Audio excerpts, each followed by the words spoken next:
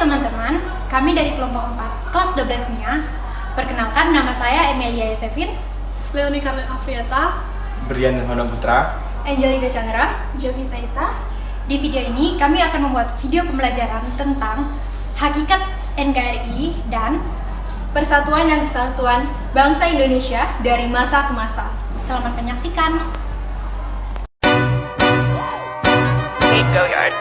I got so much motherfucking design on right now.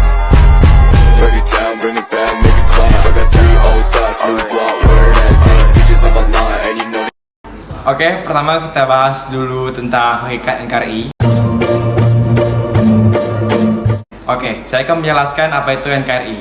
Negara Kesatuan Republik Indonesia sering juga disebut sebagai negara unitaris, unity yang negara tunggal atau satu negara, yang monosentris atau berpusat satu, terdiri hanya satu negara, satu pemerintahan, satu kepala negara, satu badan legislatif yang berlaku bagi seluruh wilayah negara. Dan juga hakikat negara kesatuan yang sesungguhnya adalah kedaulatan. Dan juga hakikat negara kesatuan yang sesungguhnya adalah kedaulatan. Tidak terbagi-bagi baik keluar maupun ke dalam, dan kekuasaan pemerintahan pusat tidak dibatasi. Dan bentuk negara kesatuan adalah sebagai suatu negara yang merdeka dan berdaulat, yang mana di seluruh negara berkuasa hanya satu pemerintahan atau dalam kurung pusat yang mengatur seluruh daerah. Dari negara kesatuan tentunya ada kelebihan dan kekurangannya. Nah, sekarang kita akan membahas tentang kelebihannya. Kelebihan yang pertama, secara struktural lebih sederhana. Yang kedua, daerah yang kurang maju dapat dimintakan anggaran dari pusat subsidi. Yang ketiga, kekurangan tenaga ahli pada bidang pemerintahan dapat disiapkan pemerintah pusat. Yang keempat, timbulnya sifat provinsialisme dan separatisme. Oke guys, sekarang kita akan membahas kekurangan dari Negara Kesatuan Indonesia. Yang pertama, jalur birokrasi lebih panjang dan memakan waktu. Yang kedua, kewenangan daerah dibatasi kepentingan pusat. Yang ketiga, daerah kurang ditonjolkan karena yang diutamakan adalah kesatuan. Yang keempat, implementasi yang salah mengakibatkan pemerataan tidak terjadi sehingga kualitas pemimpinan nasional buruk. Oke teman-teman, kita sekarang masuk ke dalam pembahasan bentuk dan asas Negara Kesatuan Republik Indonesia.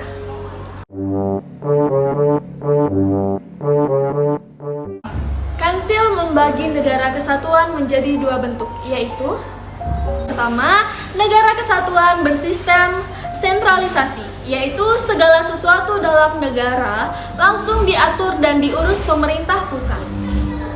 Oke, yang kedua, negara kesatuan bersistem desentralisasi, yaitu daerah mendapat kesempatan dan kekuasaan untuk mengurus daerahnya sendiri. Nah, sekarang kita bahas apa sih perbedaan negara kesatuan dan negara serikat. Dalam negara kesatuan, organisasi bagian negara telah ditetapkan oleh pembentuk undang-undang pusat. Sedangkan pada negara serikat, negara bagian berwenang membentuk konstitusi dan mengatur organisasi sendiri dalam rangka konstitusi federal. Sekarang kita bahas apa sih karakteristik dari negara kesatuan. Karakteristik Negara Kesatuan Indonesia juga dapat dipandang dari segi kewilayahannya. Berdasarkan Pasal 25A Undang-Undang Dasar Negara Republik Indonesia tahun 1945, menentukan bahwa Negara Kesatuan Republik Indonesia adalah sebuah negara kepulauan yang berciri Nusantara, dengan wilayah yang batas-batas dan hak-haknya ditetapkan oleh undang-undang. Istilah Nusantara dalam ketentuan tersebut dipergunakan untuk menggambarkan kesatuan wilayah perairan dan gugusan pulau-pulau Indonesia yang terletak di antara Samudra Pasifik dan Samudra Indonesia, serta di antara benua Asia dan benua Australia. Kesatuan wilayah tersebut juga mencangkup 1. Kesatuan politik, kesatuan hukum, kesatuan sosial dan budaya, kesatuan ekonomi, serta kesatuan pertahanan dan keamanan. Dengan demikian, meskipun wilayah Indonesia terdiri atas ribuan pulau, tetapi semuanya terikat dalam satu kesatuan negara, yaitu Negara Kesatuan Republik Indonesia. Nah, kita akan membahas bagian keduanya dari materi kita kali ini, yaitu persatuan dan kesatuan bangsa Indonesia dari masa ke masa. 1. Masa revolusi kemerdekaan dari tanggal 18 Agustus 1945 ke 27 Agustus 1949. Pada masa revolusi kemerdekaan ini, kita menggunakan sistem pemerintahan presidensial. Undang-Undang Dasar NKRI tahun 1945 menetapkan sistem pemerintahan presidensial dengan kekuasaan terbesar berada di tangan presiden, meskipun kekuasaan tertinggi berada pada tangan MPR. Pada sidang PPKI 18 dan 19 Agustus, sidang tersebut mengesahkan Undang-Undang Dasar 1945 memilih Soekarno sebagai presiden dan Muhammad Hatta sebagai wakil presiden RI. Pada 19 Agustus 1945, PPKI menetapkan pembagian wilayah bekas Hindia Belanda ke dalam 8 provinsi Indonesia yang masing-masing dipimpin oleh gubernur. Provinsi-provinsi tersebut meliputi Sumatera, Jawa Barat, Jawa Tengah, Jawa Timur, Sunda Kecil, Borneo, Sulawesi, dan Maluku. Pembentukan Komite Nasional Indonesia Pusat, PPKI kemudian dibubarkan dan dibentuk Komite Nasional Indonesia Pusat atau KNIP yang diresmikan pada tanggal 29 Agustus 1945 dan diketuai oleh Kasman Singgodirmijo. Pada masa revolusi ini, mereka mengeluarkan maklumat pemerintah.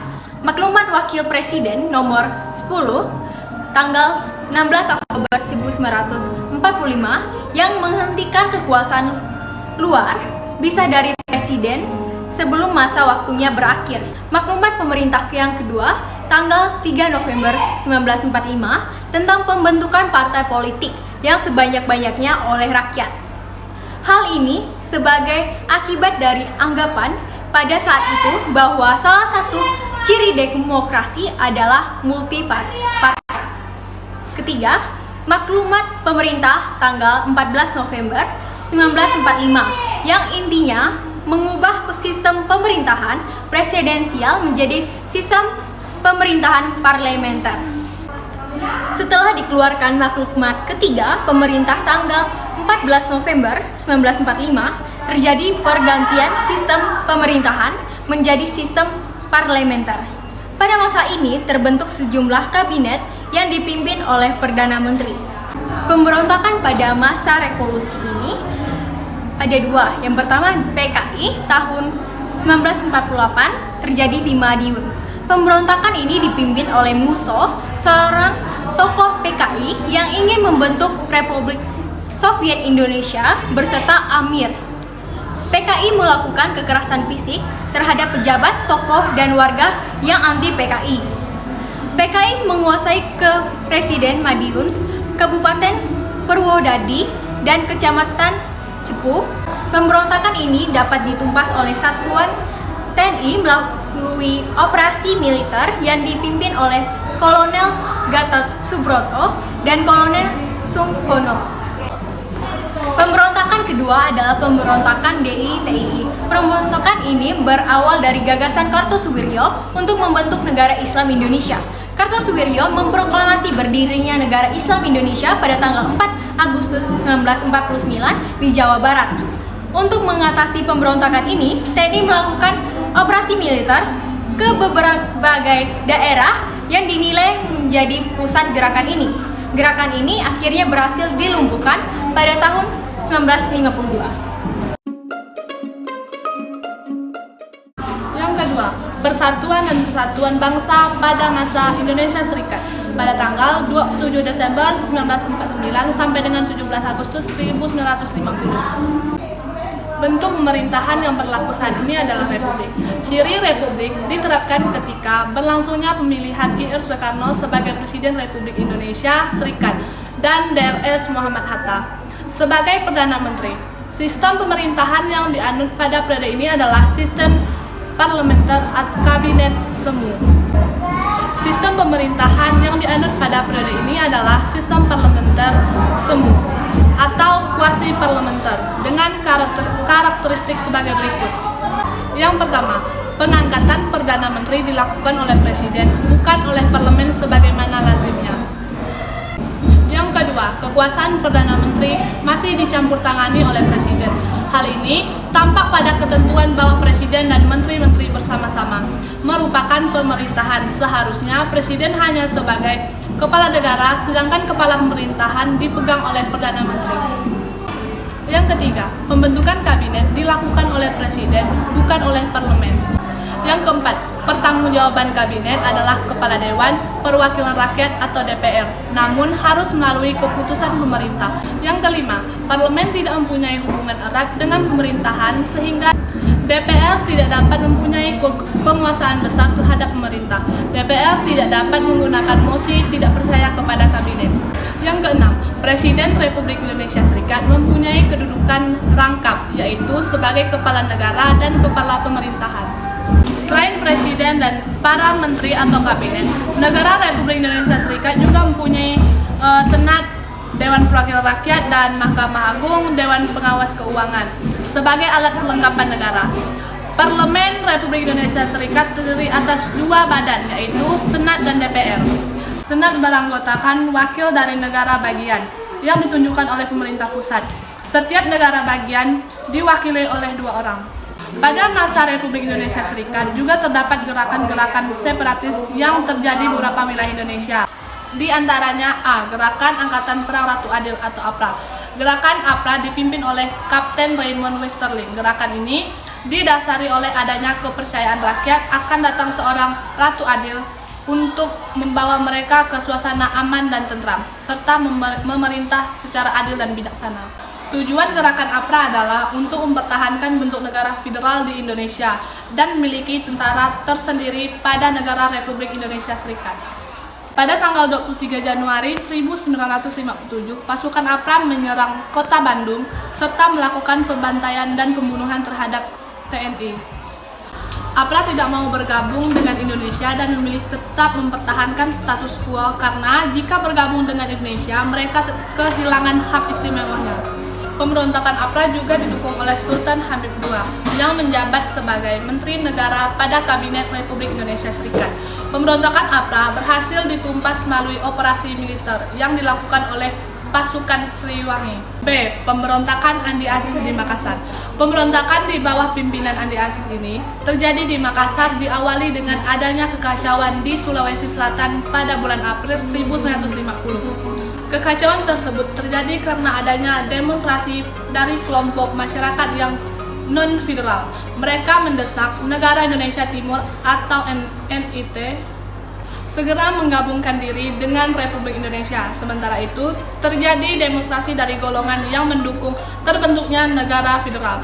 Keadaan ini menyebabkan munculnya kekacauan dan ketegangan di masyarakat. C. Gerakan Republik Maluku Selatan atau RMS.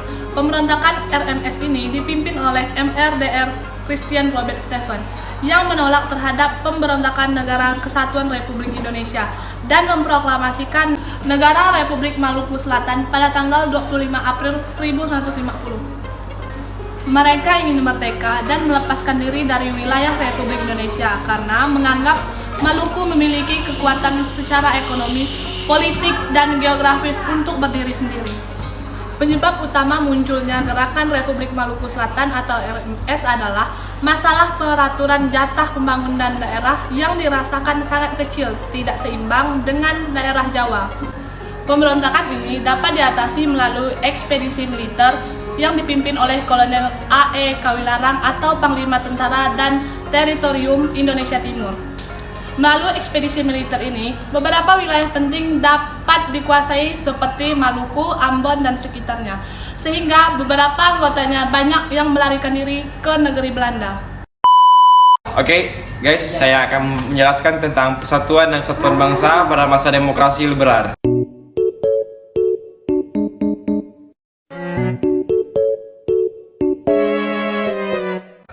17 Agustus 1950 sampai dengan 5 Juli 1959. Kita ke pembahasannya. Yang pertama, Pada periode ini, Indonesia menggunakan Undang-Undang Dasar Sementara Republik Indonesia tahun 1950 atau Undang-Undang 1950 yang berlaku mulai tanggal 17 Agustus 1950. UUDS RI 1950 merupakan perubahan dari Konstitusi RIS yang diselenggarakan sesuai dengan piagam persetujuan antara pemerintah RIS dan pemerintah RI pada tanggal 19 Mei 1950. Dan juga bentuk negara Indonesia pada periode ini adalah kesatuan dan kekuasaan yang dipegang oleh pemerintah pusat.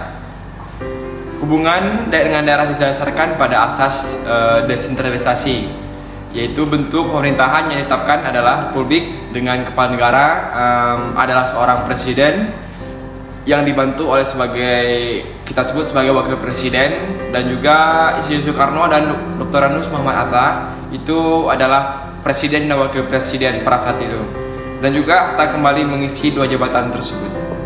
Dan daripada itu juga sistem pemerintahan yang dianut pada periode ini adalah sistem pemerintahan parlementer, atau yang bisa kita sebut dengan menggunakan kabinet parlementer yang dipimpin oleh seorang Perdana Menteri.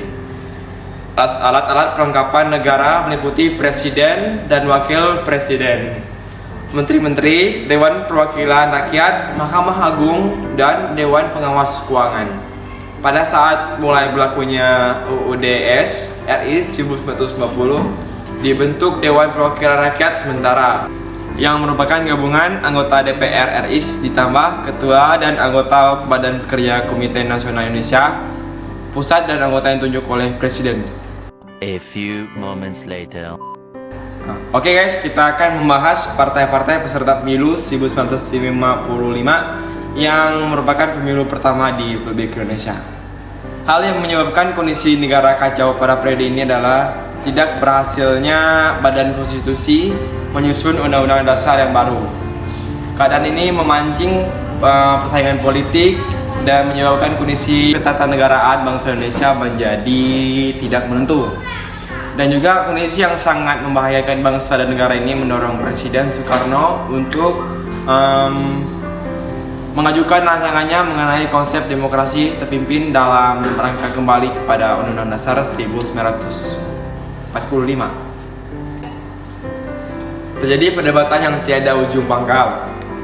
Sementara di sisi lain, kondisi negara makin gawat dan tidak terkendali yang mengancam persatuan dan kesatuan bangsa. Kondisi tersebut mendorong Presiden untuk menggunakan wewenangnya, yakni mengeluarkan dekret Presiden tanggal 5 Juli tahun 1959 yang berisi diantaranya sebagai berikut: A. Pembubaran konstitusi, dan B. Memperlakukan kembali Undang-Undang Dasar 1945 dan tidak berlakunya lagi UUDS 1950, dan juga pembentukan MPR dan DPA sementara. Pada periode juga terjadi beberapa gerakan separatis di daerah, antaranya A. Gerakan Darul Islam atau Tentara Islam Indonesia. 1. Daerah Sulawesi Selatan, pemberontakan di Sulawesi Selatan dipimpin oleh Kahar Muzakar. Pemberontakan ini disebabkan oleh Kahar Muzakar yang menempatkan laskar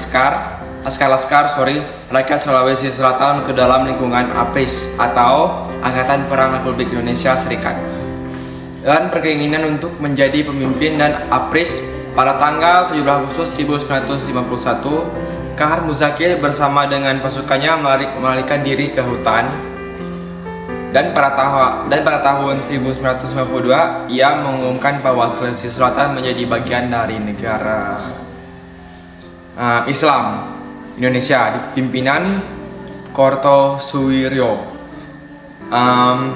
di Jawa Barat.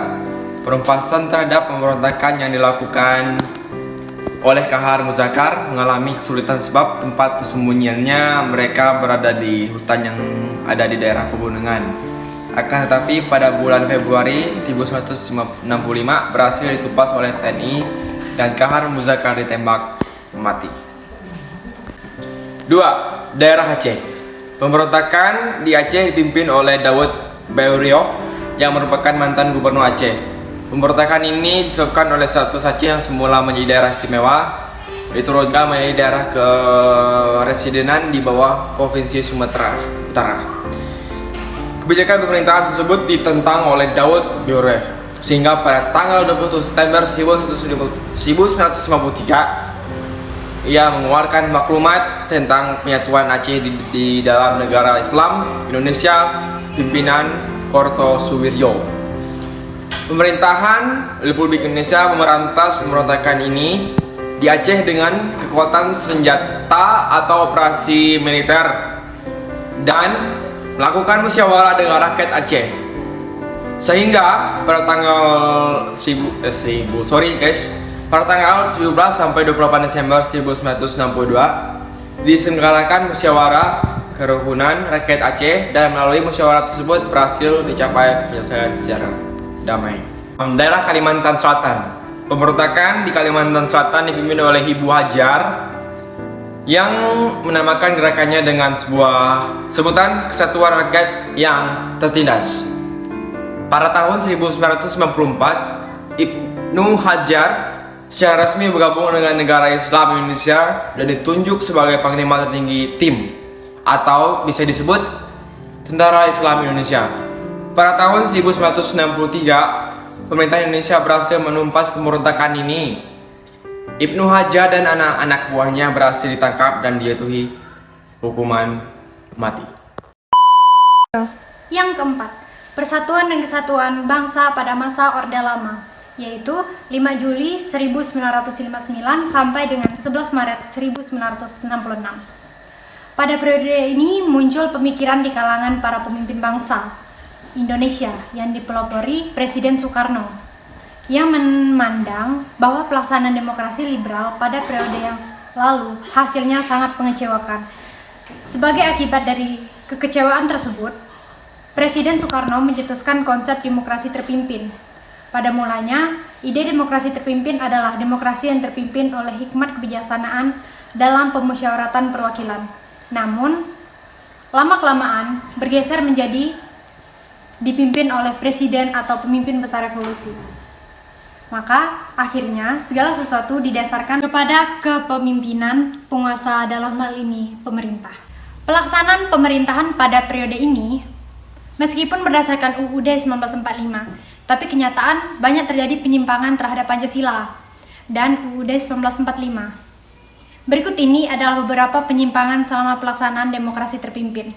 Yang pertama, membubarkan DPR hasil pemilu dan menggantikannya dengan membentuk DPR gotong royong atau DPR GR yang anggotanya diangkat dan diberhentikan oleh presiden. Yang kedua, membentuk MPR sementara yang anggotanya diangkat dan diberhentikan oleh presiden. Yang ketiga, penetapan IR Soekarno sebagai presiden seumur hidup oleh MPRS. Yang keempat, membentuk Front Nasional melalui penetapan Presiden nomor 13 tahun 1959 yang anggotanya berasal dari berbagai organisasi kemasyarakatan dan organisasi sosial politik yang ada di Indonesia. Yang kelima, terjadinya pemerasan dalam penghayatan Pancasila. Pancasila yang berkedudukan sebagai dasar negara dan pandangan hidup bangsa diperas menjadi 3 unsur yang disebut Trisila. Kemudian Trisila ini diperas lagi menjadi 1 unsur yang disebut Ekasila. Ekasila inilah yang dimaksud dengan Nasakom, yaitu nasionalis, agama, dan komunisme. Gagasan Nasakom inilah yang memberi peluang bangkitnya Partai Komunis Indonesia. Yang kelima, Persatuan dan Kesatuan Bangsa pada masa Orde Baru adapun terjadi pada tanggal 11 Maret 1966 sampai dengan 21 Mei 1998. Selama memegang kekuasaan negara, pemerintahan Orde Baru tetap menerapkan sistem pemerintah presidensial. Adapun kelebihan dari sistem pemerintahan Orde Baru yaitu yang pertama, pembangunan pendapatan per kapita masyarakat Indonesia yang pada tahun 1968 hanya $70 Amerika Serikat.